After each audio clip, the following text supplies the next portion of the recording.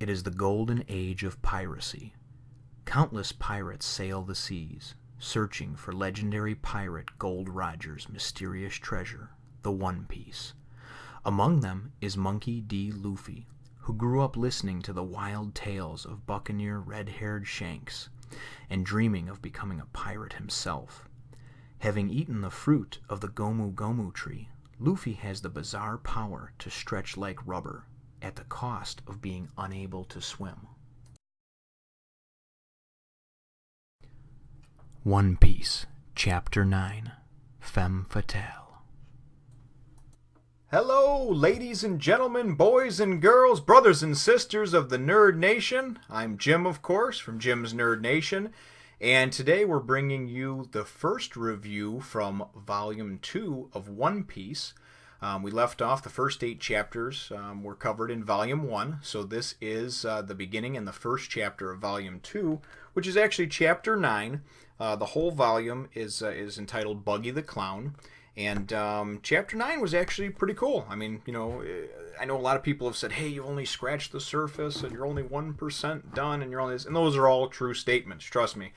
I'm trying very hard to be able to record 3 to 5 of these a day, and doing the best I can to become efficient at editing, so I can, you know, get these out to you in a timely manner. But ultimately, I'm trying to bring a new, fresh perspective because of the fact that, you know, one, I don't know anything about One Piece and just manga in general, and two, you know, I haven't had any, you know, other information or any spoilers or anything like that, so you're going to get, you know, these initial, you know, true, raw, you know, reactions. So take it or leave it, come as it may. That's how it is. So without further ado, we'll get into it here. We were kind of left hanging there at the end of Volume 1. Luffy was shot out of the sky, and Nami, you know, quickly kind of sets him up and says, hey, no, get him, he's my boss. He has a scuffle, a little bit of a dust up with, you know, with some of Buggy the Clown's, you know, crewmates, and because they touch the straw hat, which is very near and dear to him, as we all know from, you know, from it being given to him 10 years ago from Shanks. So at any rate, it starts out, and they've both actually escaped. They, I guess, just kind of decided to run in the same direction, and they have a moment to breathe. And Nami and Luffy, you know, speak kind of quickly, and you know, about what's going on, and this Buggy the Clown, and blah blah blah. She mentions that she has, you know, a map of the Grand Line. Anyway, it winds up very quickly though cutting to Buggy the Clown, and we wind up actually seeing him for the first time. But prior to that, and I didn't know why he was called Buggy the Clown. I just figured it was some kind of nickname or whatever.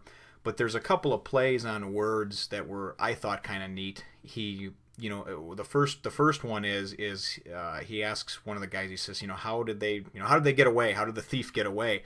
And he says, well, you know, somebody left the key in the lock, and the robber knows. And he cuts him off, and he says, rubber nose. What do you mean rubber nose? And it shows a picture of Buggy the Clown in this, but just kind of the shadow, and you can see like this round, you know, bozo-like clown nose, I guess, right? So apparently that's a point of contention with him. At any rate, and then he says, no, I didn't mean that. It's just the thief it must be a mistake, you know. And then he goes and he says, what? The steak tastes like beef, you know. So at any rate, Buggy, you can kind of see the madness in him, and very similar to like the axe hand Captain Morgan was, that we saw in Volume 1. He's just a real prick.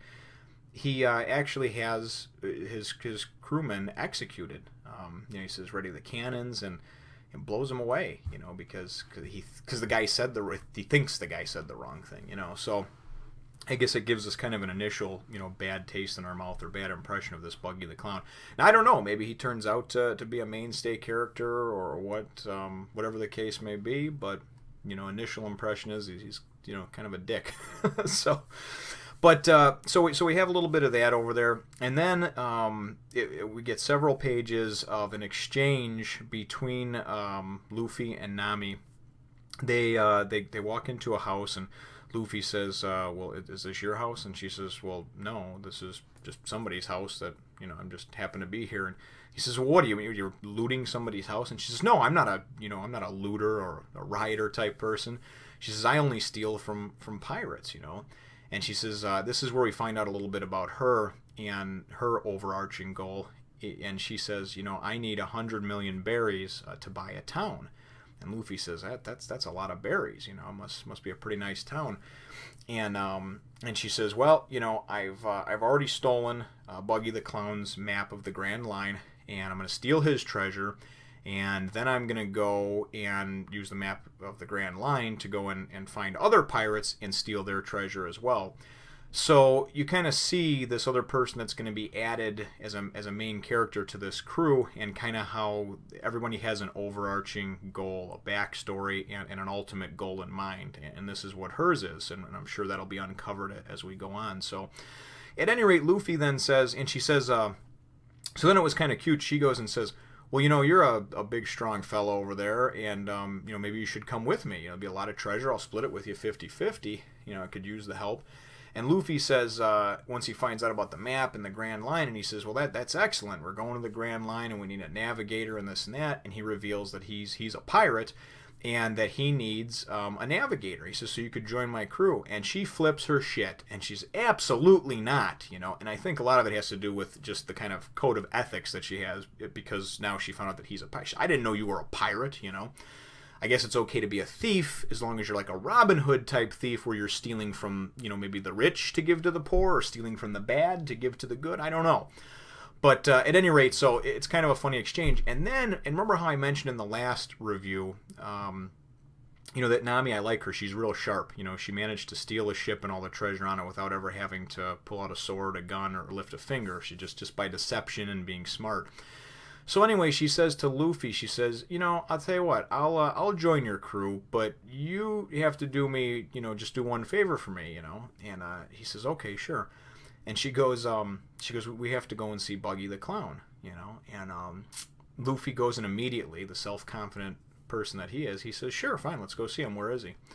So she says, she grabs some rope and a lasso of rope, and brings it with her, and says, let's go. And he says, what do you need rope? She says, well, I always carry it with me. And I knew something was up at that point. So anyway, a couple of pages or panels later, they're walking along down the street, and she says, we're almost there. They're in the tavern, and and then Luffy says, wait, what's the rope for? And she says, well, I'd show you.